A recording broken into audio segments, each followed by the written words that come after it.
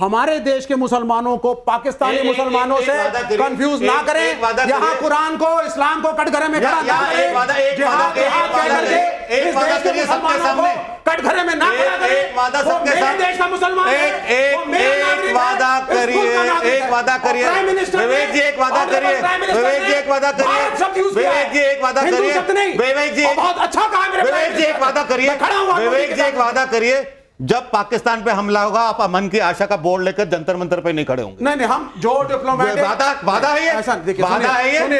सरकार क्यों हिचकिचा रहे वादा करने में? सरकार कॉन्फिडेंस चाइना कहेगा नहीं, प्रोटेस्ट नहीं होता। नहीं, आप चाइना प्रोटेस्ट क्या इस बात में ये जो विवेक लेकर आप खड़े नहीं होंगे? ये जो विवेक हम ठोक कर बार बार कह रहे हैं, या किसी देशवासी को ये कंफ्यूजन है कि जो इस देश का नेक शहरी है, जो इस देश का नेक आदमी है, वो हिंदू हो या मुसलमान हो, जो इस देश के संविधान में, यहाँ के कानून में भरोसा रखता है, एक दूसरे के लिए सौहार्द और प्यार रखता है, क्या उससे किसी को ऐतराज है?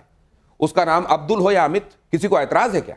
लेकिन अगर धर्म पूछकर घरों के आगे स्याही लगा दी जाएगी कि हिंदुओं के घर हैं, लोगों को मार दिया जाएगा, अगर नाम पूछकर गोली मार दी जाएगी, तो आपका ध्यान ये नहीं जाएगा क्या कि किस धर्म के मानने वाले हैं जो धर्म के नाम पर ये जस्टिफाई कर रहे हैं? क्या आपका ध्यान इस तरफ नहीं जाएगा? ये इतनी सीधी सी बात क्या विवेक समझ में नहीं आ रही? अब आगे जरा आइए, माइकल रूबिन सर आ जाइए, सर आ जाइए, आ जाइए सर जरा। ये माइकल रूबिन हैं, पेंटागन ऑफिसर हैं, ये वही बात कह रहे हैं जो आपने कही है। ये थ्रेट अगर असल में किधर से आ रही है, ये सोर्स समझ में आ रहा है।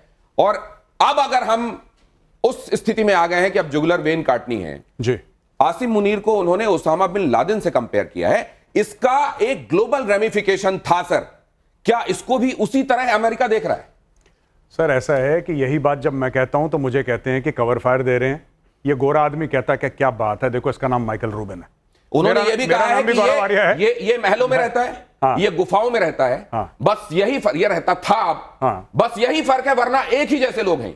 मैं भोले शंकर से प्रार्थना करूंगा कि ये भी बहुत जल्दी था हो जाए जिसको आप है कह रहे हैं, ठीक है। और दूसरी एक बात ये है, माइंडसेट सेम है। इसको छुपाने वाला कौन था? इसके 3 आर्मी चीफ पहले वाला। आप समझ रहे हैं रिलेशन? नहीं, तो आप ये कहना चाह रहे हैं कि इसकी जगह इसकी गद्दी में इसके पहले वाले या उसके पहले वाले जो रहे हों, असल में सबको इसी चेहरे के तौर पर देखे जाना चाहिए, या ये चेहरा है आसिम मुनीर जिसको इतना दुर्दांत माना जाना चाहिए? नहीं, मेरा यह कहने का मतलब है कि जो आर्मी चीफ था इनके पहले, कोई भी आर्मी चीफ जो पाकिस्तान में होगा वो उतना ही डेंजरस होगा पूरी दुनिया के लिए, आप ये कह रहे हैं? यस, 100%। यही तो आर्मी छुपा के रखी थी ओसामा बिन लादेन को एबटाबाद में। आईएसआई ने तो छुपा के रखा था उसको 6 साल। अमेरिका से पैसे ले रहे थे, अमेरिका अरबों डॉलर दे रहा था कि तुम ओसामा को ढूंढो, ये अपने छुपा के ढूंढ रहे हैं। और हमारे एक और आर्मी वेटरन क्या कह रहे हैं, जरा वो भी सुन लीजिए। इससे पहले मैं आपको ये बता दूं, इस पाकिस्तान के बारे में ऐसे ही नहीं कहा जाता कि बाकी देशों की सेनाएं होती हैं, यहां सेना का एक देश है।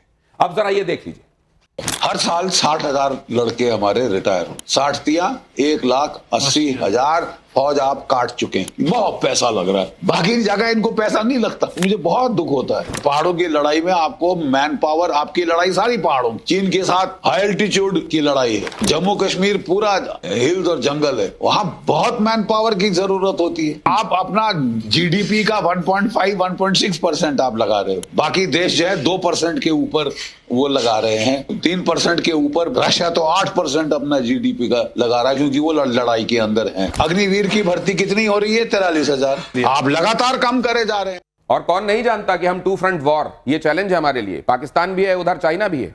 जीडी बख्शी इस समय जो कह रहे हैं, क्या वो रियलिटी है, वो आईना दिखा रहे हैं, या असल में एक गुस्सा है इस समय जो कई बार इस तरीके से निकलता है? मेजर साहब, फैक्चुअली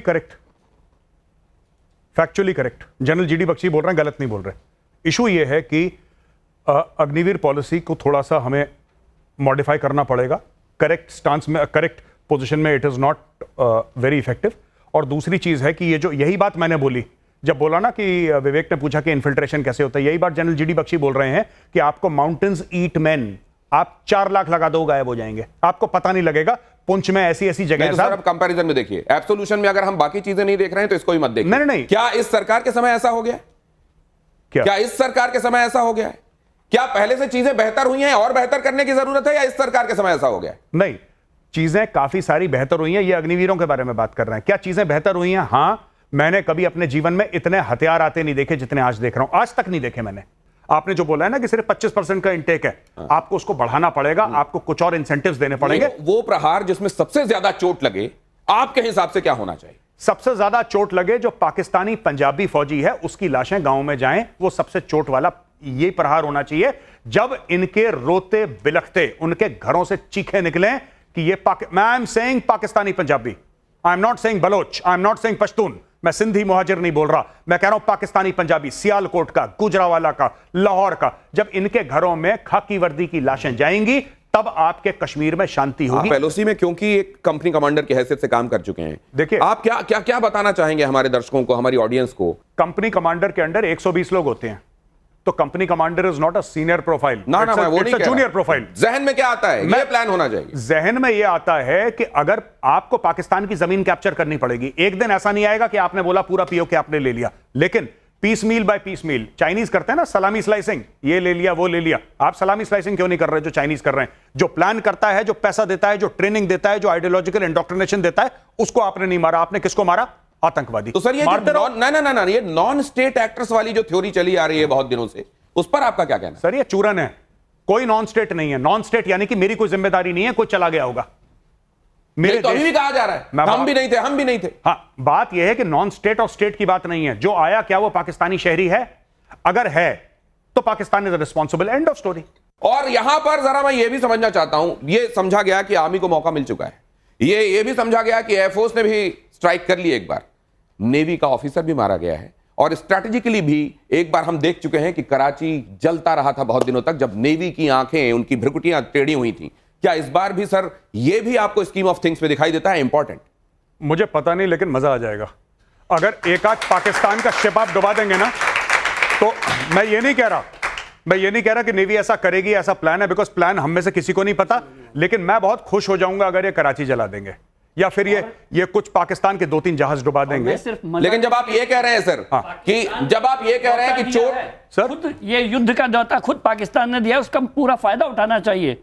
और ये मौका है कि हम इस मौके को, क्योंकि खुद आसिम मुनीर ने अपनी कुर्सी बचाने के लिए जो बहुत जल्दी जाने वाली थी, ये हमला कराया ताकि भारत हमला करे और लोग उसको सपोर्ट में आ जाएं। अगर भारत हमला ना करे तो ताकतवर बन के दिखाए कि हमने हमला किया और भारत कुछ नहीं कर पाया। तो इस न्योते का फायदा हमको उठाना चाहिए और इसको ऑल आउट वॉर में चेंज कर देना चाहिए। हमने सर्जिकल स्ट्राइक करी जी, सबने उसकी कहा भाई बहुत अच्छा किया, भारत ने कदम उठाया, रिटेलिएट किया, दिखाई अपनी ताकत जी, और लेकिन उसके बाद फिर से ये एक इंसिडेंट हो गया। मैं वही कह रहा हूं। तो आप ये कब तक आप बिल्कुल ठीक कह रहे हैं, आई एग्री विथ यू। देखिए सुनिए, बिल्कुल पाकिस्तान, ये पंजाबी जवानों की लाशें उनके गांव तक हिंदुस्तानियों ने पहुंचाई जी, 71 में हो चुका है जी, देश तक को तोड़ दिया जी, फिर भी ये चीजें कंटिन्यूड है। उसका कारण है, बोल सकता हूं सर, उसका ये कारण है कि हम लोग वेट करते हैं पाकिस्तान कुछ करे तब हम बालाकोट करें।